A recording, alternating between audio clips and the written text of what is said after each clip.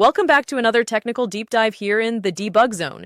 Today we're tackling a big question and breaking it down with insights from other users. Hopefully this clears up some misconceptions and helps you get the answer you need. So buckle up, stay a little curious, and let's jump right in.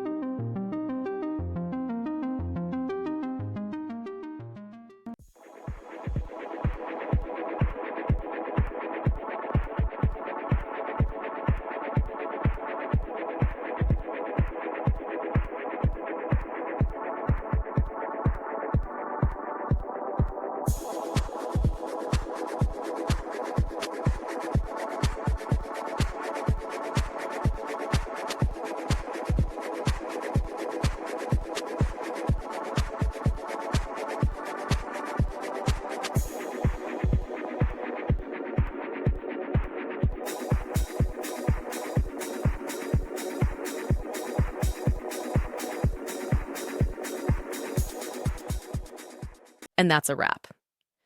I hope you found the answer you were looking for. If you did, take a second to hit that subscribe button. It really helps out. And let me know in the comments which solution worked best for you. See you next time in the debug zone.